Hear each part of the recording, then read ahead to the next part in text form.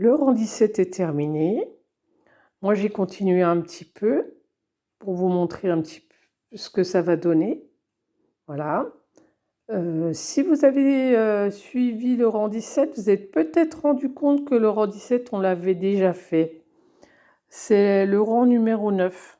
Voilà.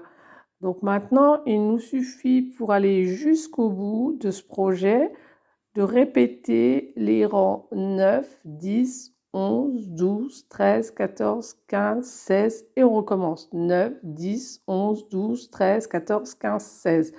C'est une suite et vous n'avez pas de souci parce que je vous ai tout expliqué avant. Voilà. Donc ce grand rectangle se finit ensuite pour ma part à un peu plus de 90 cm. J'ai tricoté jusque 88 cm de hauteur totale et ensuite j'ai fait 6 rangs de poinderie puis j'ai rabattu les mailles. Pour vous, je vous conseille d'essayer avant de terminer. Même avant d'attaquer le point de riz, vous mettez autour de votre cou et vous adaptez la longueur comme vous la souhaitez, peut-être un peu plus long, peut-être un peu plus court. Sur soi, c'est plus facile d'adapter. Voilà mon petit conseil. Dernier point, la couture.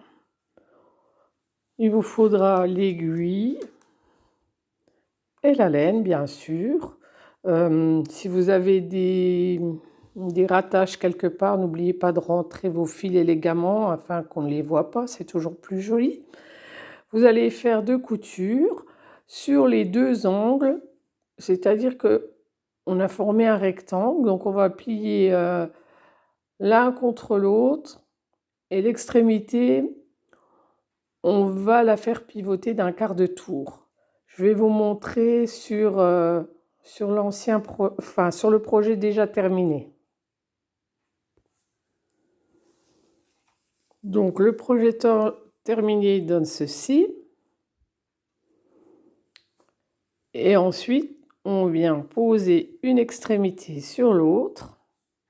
Et on doit faire des coutures, je suis sur l'envers là. On doit faire une couture là et une couture là. Comme ça maintient bien le tout.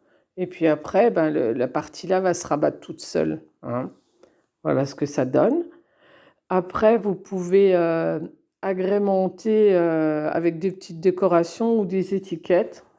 Moi, quelquefois, je mets ces étiquettes qui donnent un petit plus. Mais bon, comme il est pour moi et que je me l'offre, voilà ce que j'ai fait. Je vais vous montrer le devant. Je m'approche pour les dernières petites notes. N'oubliez pas de liker si vous avez aimé, de vous abonner et de poser vos questions si j'ai pas été assez claire. Hein. Je vous l'ai dit, c'est la première fois que je fais ça. Forcément, il y a des ratés. Alors attention, voici mes décorations. Voilà pour ma part. Mon projet est terminé. J'espère que pour vous, ça va bien, ça vous a plu. Et on se retrouve semaine prochaine pour un nouveau tuto. Voilà, bon week-end à vous.